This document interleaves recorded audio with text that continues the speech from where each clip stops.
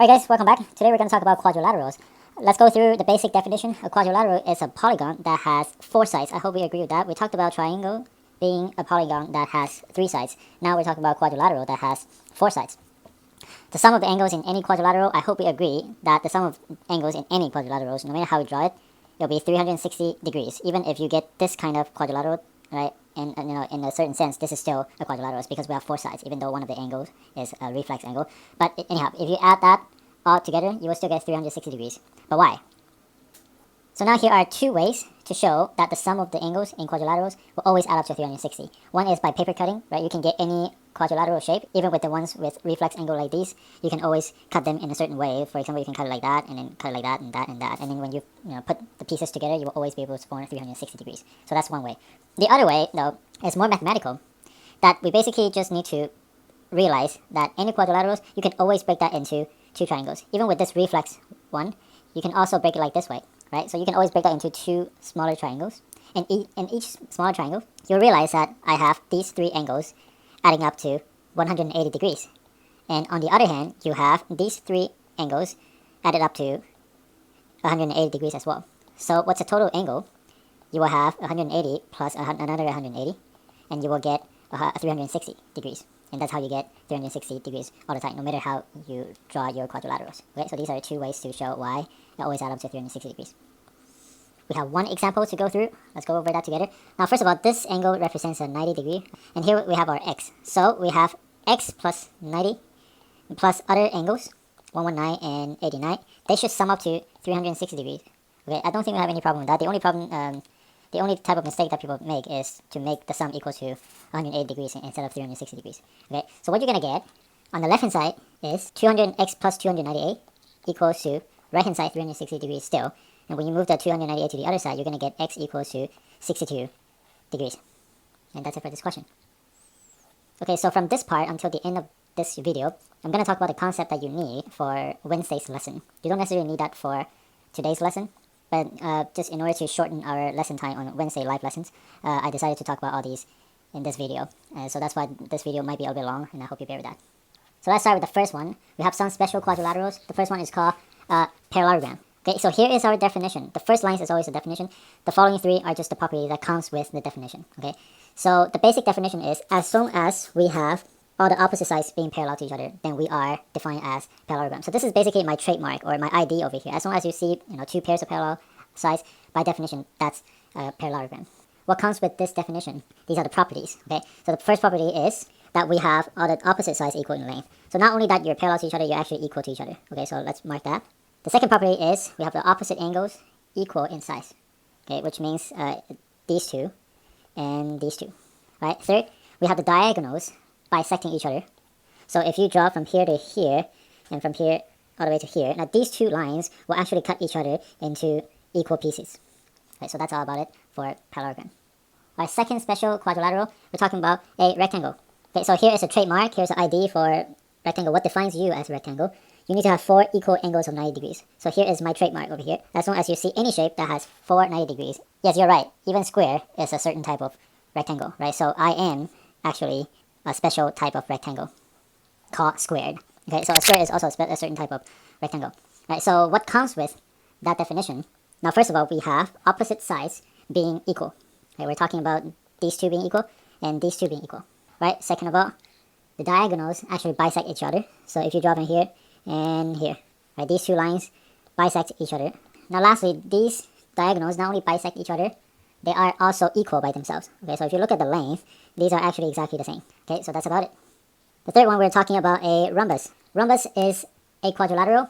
What is my ID? My ID is as long as I have 4 sides being exactly the same, then I am a rhombus. Yes, you're also right. This guy over here, which also appeared in the previous screen, that called himself rectangle, he actually has another name called rhombus. Okay, this guy is a square, is a rectangle, is also a rhombus. Okay, he has many names because he satisfies everything over here. He is actually also a parallelogram, just to be honest. Right, he has many names. He is also a quadrilateral. Of course, everybody is a quadrilateral in this case. Right, so let's walk through the properties that comes with it. First of all, the opposite sides are parallel. Okay, we're talking about these being parallel to each other. Basically, a rhombus is also a special type of parallelogram. Right, I hope you agree with that because it satisfies the ID for parallelogram. Next, the opposite angles are equal. Okay, we're talking about these two being equal, of course, because a rhombus is also a parallelogram. So whatever applies to a parallelogram, it also applies to a rhombus as well. Next, diagonals actually bisect each other at 90-degree angles. Okay, we talked about these two lines. Okay, they not only bisect each other like that, they also form a 90-degree angle.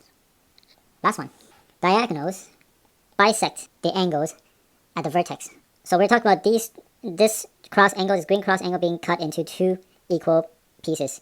And this guy over here as well. And so is this guy. Okay, so that's about rhombus. Number 4, finally, the guy that appears twice gets to appear the third time. And this time we're really talking about this special person who is everyone. It's a square. Square is a rhombus, you see that? With 4 equal angles of 90 degrees. This is actually my trademark. This is the finest definition of square. I need to have 4 equal angles of 90 degrees, but I'm also a rhombus, which forces me to have 4 sides being equal. Okay, and then of course I have 4 angles being 90 degrees. Right, so this is basically a combination of a rectangle and a rhombus. Let's go through the property. What comes with this definition over here? What comes with your IDE? What comes with your IDE is, first of all, everything that applies before will apply to you. Now, first of all, opposite sides are parallel. Right? Isn't this just parallelogram and rhombus? Now, second of all, we have diagonals bisecting each other at right angles. We're talking about these two lanes cutting each other at 90 degrees. Right? This is what you see in rhombus as well.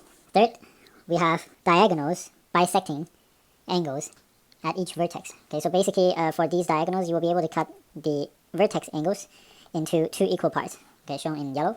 Last one, you will have all the diagonals equal in length. This is something that rhombus doesn't have, but rectangle passes on to a square. Okay, so these are the same, and these are also the same. Okay, so that's about square. Okay, second last one finally, we're talking about a trapezium. Okay, here's the definition. The trapezium has 1 pair of parallel opposite sides. We're talking about these two over here. But here, when I talk about 1 pair, I'm talking about at least 1. Okay, can you have more than 1? Can you have 2? You could. Okay, in fact, this old friend that we saw before, that has 1 pair, but more than that, I have another pair. Okay, it overqualifies. Okay, it satisfies this one, but I offer even more. I have 2 pairs of parallel opposite sides. So I'm actually a trapezium as well. Okay, I'm a special type of trapezium called parallelogram because I satisfy this requirement over here. This requirement is too easy for me. I'm even more special than a trapezium. Last one, we have a shape called kite. As the shape suggests, my ID is pretty special. I need to have 2 pairs of adjacent sides being equal in length. Okay, so I'm talking about this guy, for example, and this guy over here.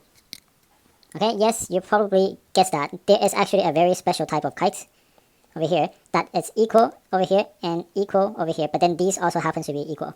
So here we go. I'm a special type of kite called rhombus. So let's go through the properties. The properties has a lot. Let's first of all go through the first one. One diagonal is a line of symmetry. We're talking about this line over here. Right, this line over here basically cut the shape into 2 equal parts. Second, we have 1 pair of opposite angles being equal. We're talking about these two being equal. Right, it's not necessary that the other 2 are equal. As you can say, in this case, they're not actually equal. But having at least 1 is good enough. Third, diagonals cut each other at 90-degree angles. So we're talking about this 90-degree angle over here. So you have these 2 diagonal lines. They don't necessarily bisect each other perfectly, but they form 90 degrees. Number 4, one diagonal actually bisects 1 pair of angles at their vertices. So we're talking about this pair and this pair over here. Last one of the diagonals bisect the other one. So we're talking about this one that we drew before in blue. This one is actually the one that bisects the other, but the other doesn't bisect me, unfortunately. Okay, so that's the properties for kites, and that's all about it. Okay, sorry, it might be a little bit long. And you probably wonder, do you actually have to memorize all of that? Of course not. Okay, but if I give you a random shape telling you a few properties, I hope you are able to identify what type of shape that is. Otherwise, that's it for today. I'll see you in the next lesson. Peace.